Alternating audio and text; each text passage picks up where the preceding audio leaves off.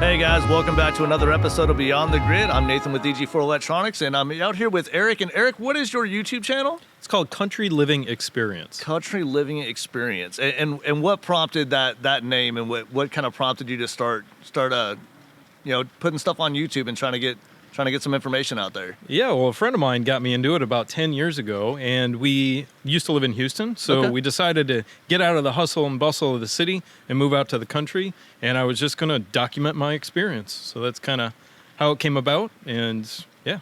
Okay, and you're Texas born and bred? No, actually. Okay. Detroit, Michigan. That's a lifestyle change for sure. It sure is, but I've lived many different places. Okay. And I got to Texas as quick as I could.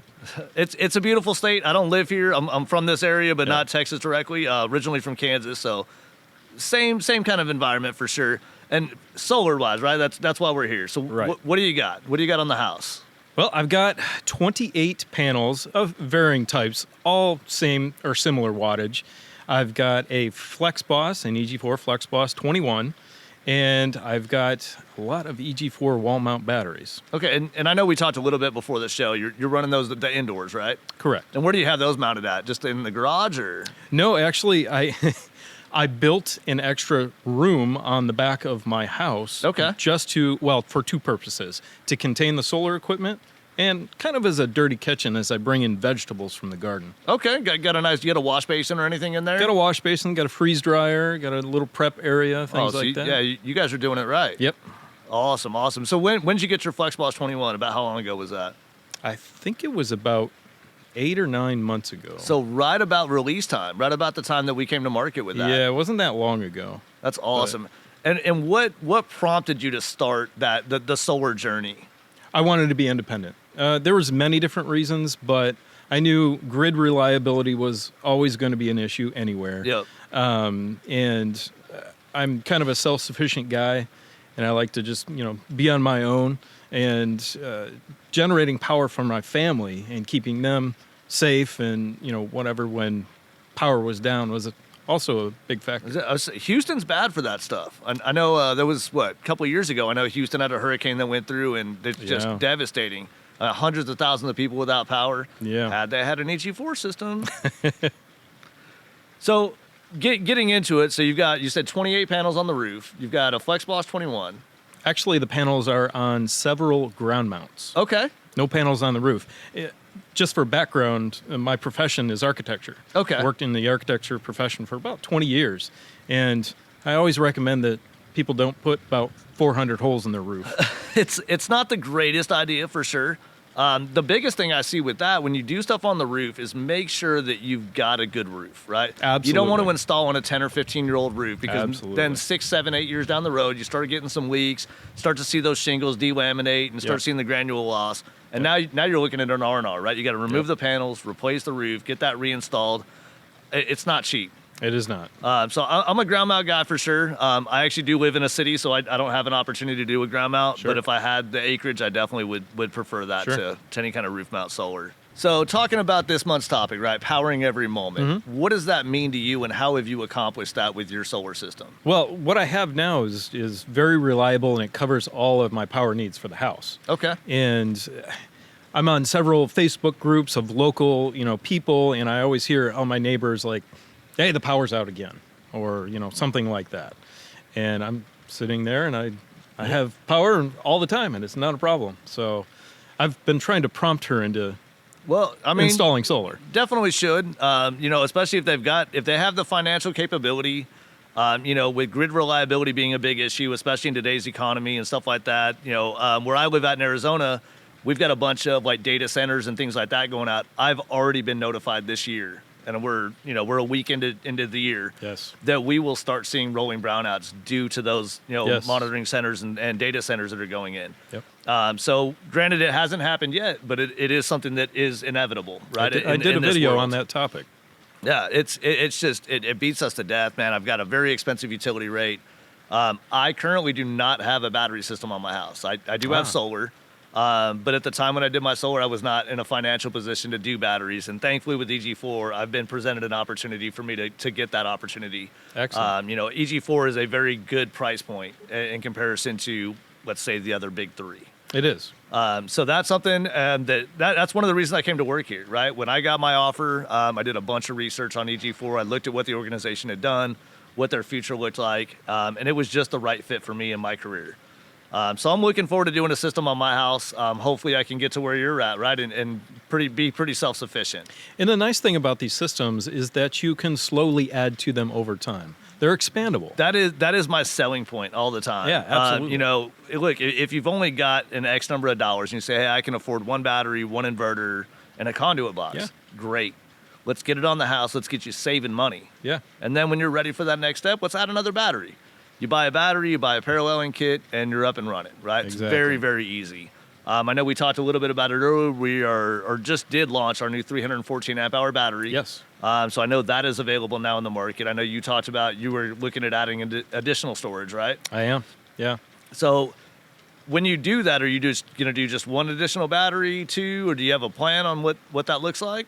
I don't really have a plan yet. It's basically, as we were just talking about, it's what I can afford to add to the system Right. over time. And that's the beauty of adding components like that. Yeah, the modularity of Yeah. EG4 is a great selling point. Like I mentioned, the financial opportunities where you can just grow as you need to or as you can afford to make those adjustments. Yeah.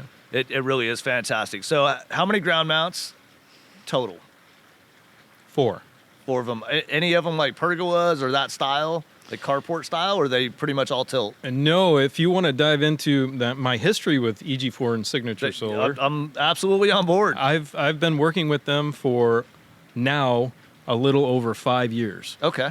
So when I originally came up here and started speaking with the crew, they had from their old installation days some solar frames from commercial, and I talked with John Showalter Yeah. about that, and he helped me actually design my system, sat down with me at the table. That was a nice thing. I walked in the door and everybody was willing to help Yeah. and willing to find solutions for what I needed, which was fantastic. That is awesome. So I have how like ma- a big commercial rack. It has 20 panels on it. Okay. And then I have 2 of the original bright mounts. Okay. Yep. And now I also have an Integra rack system added to that in a Okay. different area. Wow. I know I looked at doing the, and I don't remember the brand, forgive me, guys, the carport style. Yes, yeah.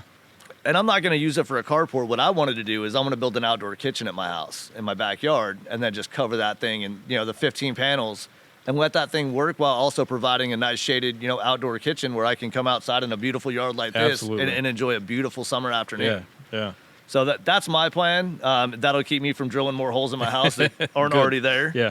And then also give me a little bit more energy independence, right? Because right now, where I live at, the biggest system I was able to build was 10 kilowatts. We actually have a Okay. utility restriction that says you can't build beyond that 10 kilowatt range. Yeah.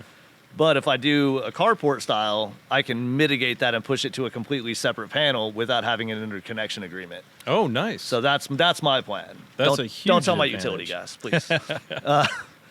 But that's the ultimate goal, man, is to try to get off grid, try to, provide that energy independence that, EG4 offers and that Yep. we're all looking for, right? Save on that utility cost. I'm curious, I know you live here in East Texas. What is your guys' average utility increase, year to year? I haven't paid attention to it in a long time. Don't have to, be right? honest with you. Yeah. So I just got a letter this year, 5%. Okay. Off the top, 5%. Okay. And they're saying that that's going to increase over the year. It's 5% now. It could be Yeah. 10% later. It could be 20% by the end of the year. Yeah. Nobody can afford those kind of rate increases. Not I year mean, over year. Well, Absolutely not. it'd be like refinancing your house every year. Your payments would get exponential. There would become a point where you could no longer afford to support that hobby or that lifestyle. So I think that's where EG4 really has driven the market towards battery storage. Just getting away from the traditional grid tied, sell back, give me your power for free. I'm going to give you a little bit of benefit, but Yeah. you're not really benefiting. Yeah, in fact, throughout all of my videos, and I have about 90 videos on solar Okay. content now on the channel, I always recommend a hybrid system or an off-grid system. Yeah, absolutely. And I really never recommend a grid-tied system because if the grid's out, you're out. Right. So, Yeah, because an inverter that's not a hybrid or an off-grid inverter, as soon as it loses that signal from the utility Yes. feed, you're done. you're done. Right, the solar's still up there making money, You just got no way to use it. Yeah, exactly. So that's one of the big downsides I see with grid-tied systems. I came from the utility side. That was my background prior to coming to EG4. And I'll be honest with you, I never thought about it. It was just like, yeah, go out and install solar and do the thing. Yeah. And then I started learning about battery backup systems. The big three really came out the last couple of years. And then I saw EG4, came on board here. And now I wouldn't even consider telling somebody to buy anything but an off-grid or a hybrid inverter. Yep. It's not even an option for me anymore. Yep. So that's been the really big benefit coming across all that. Did you have solar in Houston? No. No solar in Houston. Was there ever a time in Houston where you lost power, where you said, man, I wish I would have had a battery backup system? That's been 10 years. That's hard to remember. We had an ice storm. We didn't lose power during that one. Did anybody else? Potentially. He's like, I don't know. He's like, my TV didn't stop working. Yeah. I don't know. I mean, during Hurricane Harvey, most of my friends who remained in Houston, didn't move away like we did. They had some pretty serious trouble. Some of them had gas generators or whatever and kept them going for a little time. I had several friends lose their houses. I actually was contracted back by the architecture firm that I was working with to help them redesign people's homes after that. Because they couldn't handle the amount of work that flooded into that office. Oh, I couldn't even imagine. Yeah, with the amount of devastation, I mean, there's no way, a couple of small firms out there could manage all that reconstruction. They went from 5 calls a day, or 5 calls a week for new projects to 50. Oh my gosh. Wow. That's incredible. Yeah. Like I said, I live in Arizona, very, very blessed, right? I pretty much don't see any inclement weather. Yeah. We don't get earthquakes. That's all California stuff. I don't deal with hurricanes. I'm too far north of the Gulf. The occasional dust storm, that's about it. Yeah, I mean, we get those. Then we get some monsoon seasons, which, I mean, really doesn't affect us. You'll get some small power outages occasionally if a tree limb or something like that falls knocks on a power line. But it's not really widespread the way that you see, with hurricanes, earthquakes in California, things like that are really devastating for, large volumes of people. Yeah. So I've been very blessed in that world where I don't really have those outages. However, I have one of the most expensive utility rates in the nation. So I also need that energy storage to kind of mitigate and help offset that high utility cost. Right, yeah. So if there was a time that you could pick, like, not even during a power outage, have you ever really exceeded the limitations of your solar system where you're like, oh man, we drained those batteries too low? Or, you turned on a larger scale appliance that it couldn't support. Was there any times like that you can remember? Heating load in the winter. I put in mini splits into the house and bypassed the old central system. Right. And those are, a lot smaller amperage draw than everything else. They run very great. efficiently. Yeah. But when you're on a high heating load, still in the middle of winter, you can drain your batteries pretty quick. Yeah. And that's why, I'm constantly thinking about there's no problem with the inverter powering everything. That's easy. Yeah. It's adding battery storage for inclement weather. And, sometimes in the spring when we get those monsoons here, right, you can not see the sun for 2 weeks. Right. So that's right. That's pretty long It period can be of time. pretty devastating for a battery storage system to go that long. I know, like, looking at it, like, holistically, a buddy of mine actually at EG4 brought this up to me one day, and he's one of our sales guys who lives out in Florida. And he goes, look, the way I explain solar to people is solar on your roof is the engine of your car, right? It's how much power can you produce. And then the gas tank is your battery. Yep. How much fuel can you support to power, or, vice versa? How much can that produce and how much can that push out? And it's arguably one of the best analogies I've ever heard from he's not even a car guy, and he just came up with that. So, hey, kudos to you, Mr. Anthony DeWood. We appreciate you out there. But that's that was good analogy for a Detroit boy. There you go. Yeah, old Michigan, man, just knocking out cars. I think Michigan's coming back for the car industry. We'll see. We'll see. I was just there this past week. Oh, okay. Well, I won't speak to it. I haven't been to Michigan in a number of years, so I don't have any knowledge to speak to about that. But I've heard good things. So nothing really that's ever been devastating for you. You don't really see the power outages. Your neighbor complains.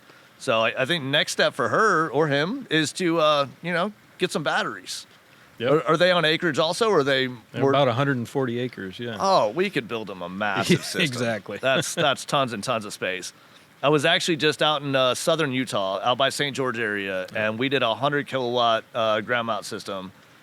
And it was 54 batteries 12 inverters and 3 grid bosses. Wow. And I mean, just again, it was like a 160-acre property, multi-family houses and stuff like that.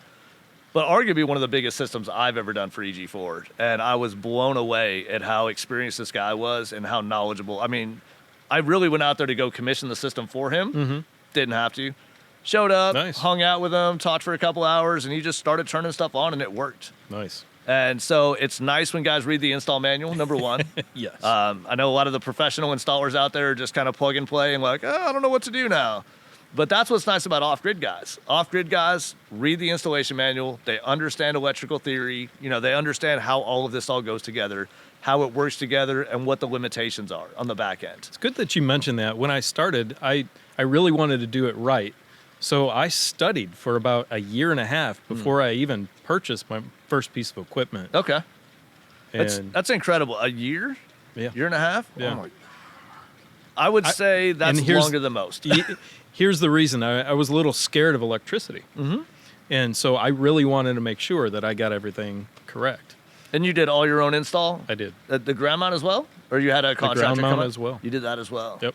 How'd you get the pylons in the ground? Did you go run an excavator? No, I used a tractor auger. Oh, okay. Drilled several holes, dug the center out, filled it with concrete. Okay. Stuck 'em down Yeah. there. How far down did you go? Like 4 feet? About 3.5 feet. Yeah, that's like frost line around here should be right in that foot. neighborhood. A foot? A foot. Man, 6 hours north of here where I grew up in Kansas, 31 inches is the frost line. 48 in Michigan. Oh, yeah, I was going to say deeper than that. Holy crap. Yeah, it's only a foot here. That's not bad at all. Yeah. So, yeah, you got well below the frost line. You could have saved yourself some money on concrete. Yeah, I know. But I didn't want to go in anywhere. In fact, the other day, we had a big storm, ripped the door off of my garden shed and did some other damage. Every panel I had on my property, solid as a rock. Beautiful. And what racking did you use on top of there? It's the bright mount stuff, you said? The bright mounts are in front of the original rack. It's called Power Solar Frames. They're out of Arizona. Not familiar with their work. Nice rack, nice Nice setup. system. Yeah. All right. One thing you wish you knew before you did your system. You're gonna have to give me a minute on that one. While you're thinking about that, the one thing I wish I knew, and this is just from me to the audience, I wish I understood the tax credit better before I did my installation, because it's the way that salespeople identify it and articulate it is not exactly the way that it works in real world. So do your research on that. And second thing would definitely be to do a ground mount system, because I know that when I installed my solar, my house was relatively new. But I'm a relatively young guy, and there's going to come a time where I'm going to have to remove that system, re-roof it, and then put it back on. And that, again, is just that high cost of doing things on the roof. So that's my one thing is, I wouldn't do any roof mount solar, and that's just a personal thing with me. I mean, I know you agree with me too. Ground mounts are definitely the way to go. They're also a lot more serviceable.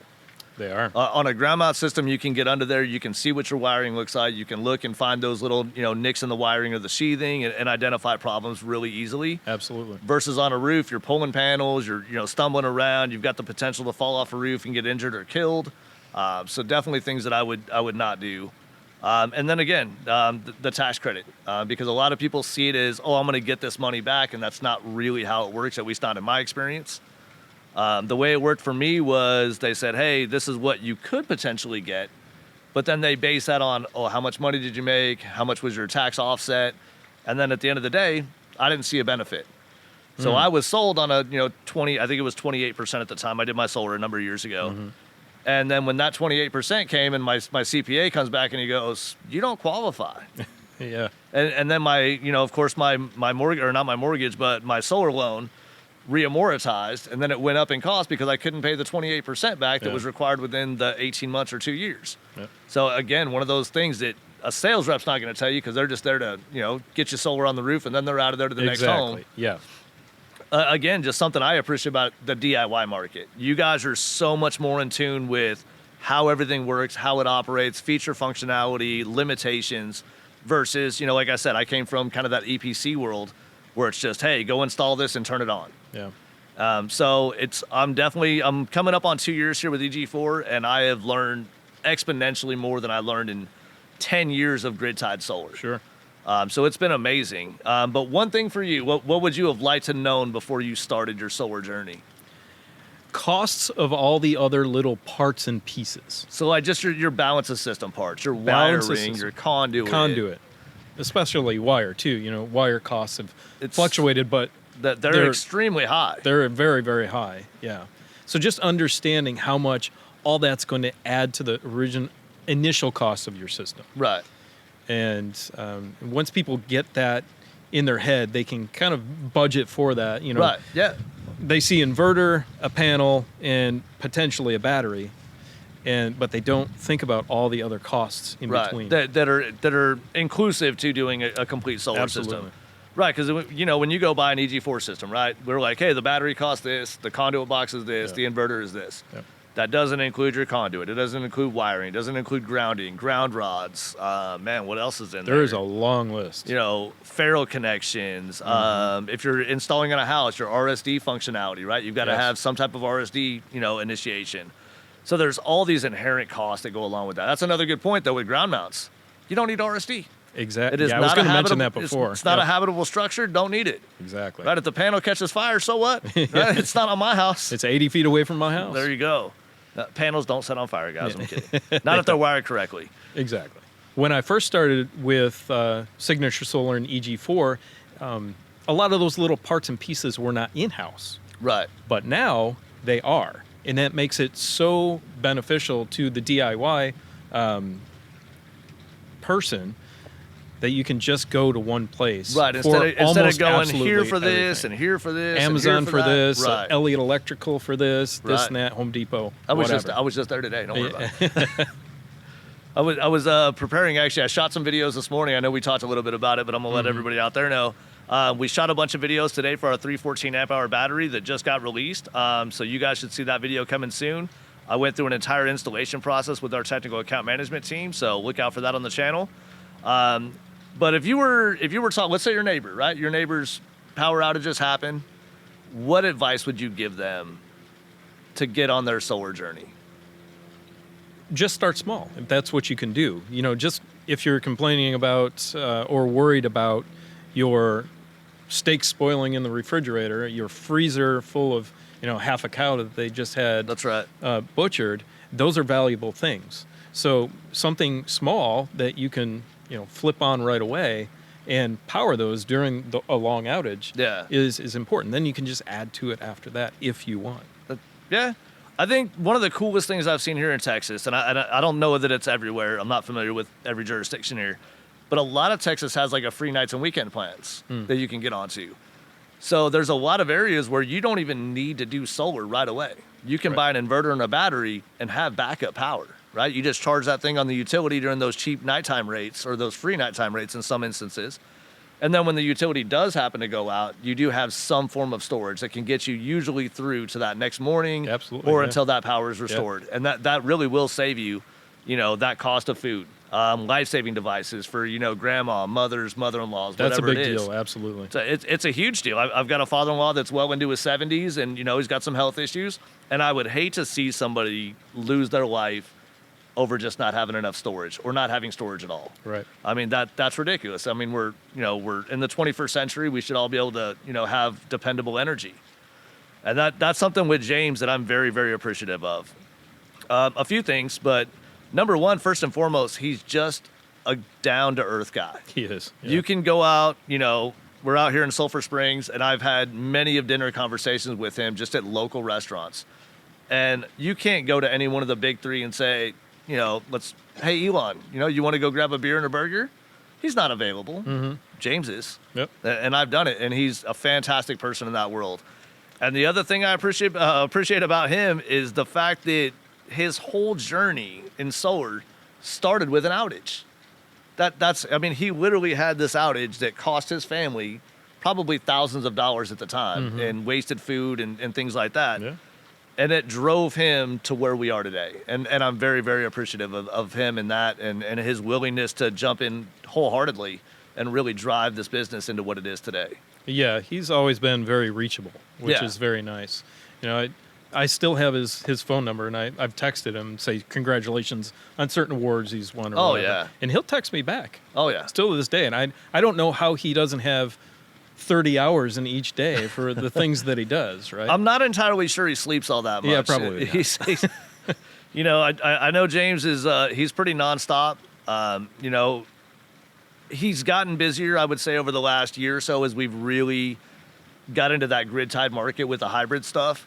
When we were more off-grid focused, it wasn't, I'm sure, as busy or as you know, demanding. Mm-hmm. But now that we've really driven into that utility-tied and grid-tied feed, I'm sure it's just beating them up, you know. But we've done some amazing work this year. We've brought in a lot of very high-quality talent from the solar industry. Myself, you know, our new director of operations is, I think he's been in the industry 13 or 14 years. Our technical account management team, we've got a combined like 70 years of experience. Yeah. So it's pretty incredible, man. We've done a lot in the last 2 years. It's just incredible for me to see, you know, having worked along with Signature Solar and EG4 for 5 years, the explosion of growth. And, you know, I think when I started, there was maybe 40 people that worked for both companies combined. Oh, yeah. And now it's, 400 maybe? You know, I think EG4 on a standalone is well over 100. Okay, wow. And, you know, we've expanded even beyond that, right? Now we have Solar 76. Mm-hmm. That's our manufacturing facility. And I'm Yep. sure that employs, God, it's got to be close to 100 people. That's true, yeah. You've got EG4 at well over 100. Signature is probably well over 200. I mean, we're getting into that 700 to 1,000 employee range, which is just incredible. Like, when I came on board, like I said, about 2 years ago, I want to say EG4 was like 40 people, 50 people. Mm-hmm. I mean, it was still really, really small. And just in these last 18 months, 2 years, has been this just incredible growth rate. Yeah. We've gotten into a lot of great organizations that support us and install our products. You know, guys like you guys doing off-grid stuff. Even the grid-tied market has really gravitated towards this hybrid model, where they have the opportunity to sell back when they can, but also have that, you know, energy independence in the evening times when that outage goes out. Absolutely. So it's been pretty incredible. Eric, what does being prepared mean to you now versus being prepared in Houston? What does that look like in your world now with your battery backup? Well, I've always been a preparedness-minded person. Okay. No matter where I've lived. So I don't think it's changed that much, although now I do have children, and they're extremely important to me. So being prepared as a father to be able to, you know, cover their needs, especially, you know, in terms of electricity, keeping the lights on, things like that, keeping the refrigerator working is really important. I don't think it's really changed much. Just the scope has changed, maybe. Do you ever find yourself looking, and I know I do this with my system, do you ever find yourself looking at your system going, just impressed, right? You've still got, you know, 30 or 40% battery state of charge, sun's still up, still cranking away. Or do you find yourself looking at it going, oh, I got to go turn those lights off? And no, I don't have to worry about that at all. I used to, on the smaller system, of course. Sure, yeah. But now I'm at a point where I don't have to worry about that. And, you know, that FlexBoss 21 just keeps humming. I can't believe how hands-off it is. It's beautiful. I don't have to worry about it. I'll jump on the monitoring app and see what's going on. You know, how much is coming in from the panels and where the batteries are at, and I really don't. You said 28 panels, right? Yeah. So let's see here. I'm trying to do some quick math in my head, and the system's like 5 years old. No, I've because I know you've grown it over systems, time. Yeah. So you're running. I'm gonna ballpark here. I'm gonna take a wild stab. Like 360 watt panels. No, they are 455 watt panels and 450 watt panels. Bifacial? Some are bifacial. Some are bifacial. And did you do any underlayment on the bifacial panels to get that bifacial gain elevated, or? I didn't, not yet. You didn't. No. Do that. You'll see, I think on average about 10 to 15% increase in wattage. Wonderful. Well worth it. Yeah. I did a system actually up in Kansas where I grew up at, and we did some bifacials, and we saw a dramatic change in production. Yeah, those are the Sirius panels. Okay, yeah. And those are nice. Those are nice. Made here in Texas. Yeah. What's another one? Mission Solar. Mission. That's one that I'm very familiar with. I think they're in San Antonio, top of my head. I think so, yeah. Sounds about right. Somewhere out that way. Mm-hmm. So Eric, what is something that you are grateful for today that you were able to power that you probably wouldn't be able to do or maintain in a grid outage situation? And again, Eric, I do not have a battery system. So I know for me and myself, something that would be just devastating for me would be climate control. Having my ability to have my AC or my heater run. My wife would absolutely murder me. If that temperature got above 74 or below about 70, she would just absolutely lose her mind. So for me personally, that would be something I would be grateful to be able to do is to make sure that my wife is comfortable. I mean, I got kids too, but no, they're they're older. My kids are both well into their 20s, so it's not as big of a deal. They both work and are pretty self-sufficient. But my wife, for the most part, is home all the time, so she would be my primary focus. And like I said, as my kids have grown up and become young men and started their lives and their careers, you know, they're not as important in that world. She is really my main priority now. So making sure that she is happy and taken care of is something that I think would drive me to have that battery storage and energy independence. Yeah, for me, my kids are with me all the time. I homeschool them, and they are a huge priority. My wife works. She works at the hospital in administration.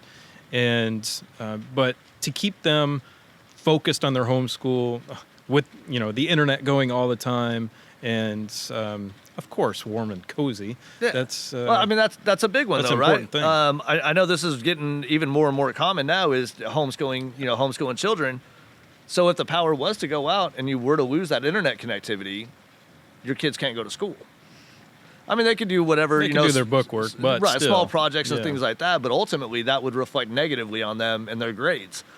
So that would be something that I would definitely say is a big priority for you. Yeah. Is making sure that your kid's education continues even when the power doesn't. All right, Eric. Hey, I want to thank you so much for being on the podcast. If you will, go ahead and give yourself a plug for your YouTube channel so guys can check you out and look at what you're doing. Yeah, we're called Country Living Experience on YouTube. We're actually on all of the major social media platforms, Facebook and Instagram. But we do many different things on the channel, and I'd love to see you all there. We look forward to checking you out. I know I've got the link. Callie sent that to me earlier, so I'll check it out. Hey, guys, be sure to check out this episode of Beyond the Grid and check out in the next couple months. We've got Inter Solar 2026 in San Diego coming up, and I look forward to seeing you there. Thank you.